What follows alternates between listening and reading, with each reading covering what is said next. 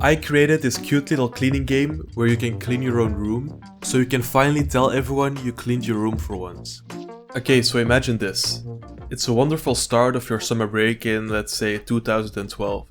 I don't know how old you are, you come home and the first thing you do to start your summer break is grabbing a Nintendo DS and playing a bit of Pokémon Platinum. You take your first few steps and your mom barges in to tell you to clean your room. Relatable? Great. I got the idea by giving myself a challenge first. I opened the random word generator, which was a bit questionable at first, but I got the word dirt, so I already knew what to do. Before just diving into a project, I always brainstorm a bit, making a little mind map here and there, beautiful sketches I know. I came up with this idea about cleaning your room by grabbing objects and cleaning them. I wanted to see if a game like that already existed, and I was actually in luck. I only saw those weird 2D games where you can visualize it just being an ad on YouTube, like one of those weird games that seem fake at first. I already made a small block out of the room and decided to go with an isometric style, because I really love those little room models you see people make all the time. I also created some basic UI and made the game into a phone format. I first started with adding some simple shapes to the room to mimic furniture and implemented an inspect mechanic.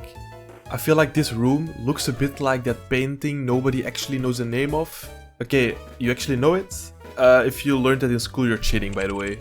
With a little bit of extra coding, we can now also rotate that object. That definitely didn't take long because I had to learn quaternions again, right?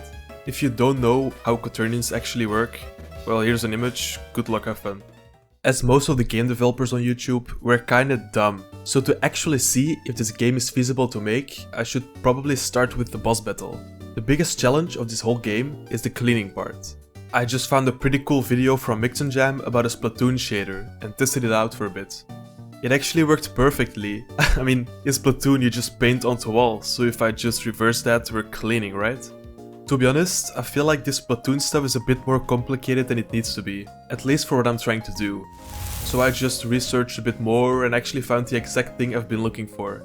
CodeMonkey already made this before, so I just watched this video and it's actually pretty straightforward. Okay, I'll explain it really briefly. You have three components, your clean texture, dirty texture and a mask. The dirty texture is put onto the clean texture and is shown based on the mask. So if we simply paint away the green, then the clean texture is shown. It's perfect. Okay, let's see if it's actually that simple. My god, it actually is. I'm not an artist, I try, but with Substance Painter it's kinda easy. I mean, ever since I was a little boy, actually 2 years ago, I was always mad when I had to open Photoshop to paint the textures. I was always thinking like, why can't I just paint onto the model itself? Well, guess what, that's exactly what it does. I created some basic, clean, colorful textures and used some procedural grunge, yeah. And now it looks pretty dirty, but in a good way. To give the player some sort of extra goal, I want to make a shop where you can buy different kinds of equipment. Now I want to clean up the visuals a bit, as it looks pretty bad. I mean, maybe these visuals fit your placeholder, deserted, IKEA looking room, but not this one. I also added some cool little particles that go poof, and then when you finish cleaning a piece. I also wanted the menus to appear a bit cooler and a bit more satisfying, so I also added a couple animations as well. I have always liked those moving backgrounds like in Mario Kart, so I added one myself.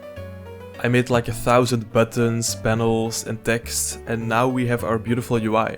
Hey, I'm not gonna lie, it's not bad. It looks nice in the game and now we also have a cool end screen, for when we actually finish cleaning the whole room. I also started making the start scene. I like minimalism, so I just created one button and there's a piece of furniture flying around, because why not?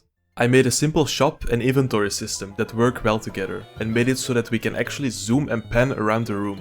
I added around a dozen cool little items that we can purchase, all having their own brush, making them unique. We also have where I just embrace the bugs. Before this point, I actually wanted to divide the game into levels, but that just doesn't make sense for this game. So I just made a randomizer that picks a couple pieces and places them into the room. Now it's pretty much an infinite game loop. To finish up this project, I also added some music, which is of course jazz, because I love jazz so much and it definitely fits the relaxing part of the game. I also finally, after so long, added all the sound effects. If we combine all those sounds, the music, the sound effects and everything, then we finally have a game that has the right feel. It's almost the exact feel I was after. So yeah, the game is on itch now if you want to check it out. And if you like the game, feedback is always appreciated. I really hope you enjoyed watching this video. I've been cooking up some stuff behind the scenes, so feel free to subscribe if you want to see what that's about. Anyways, thanks for being here. See ya.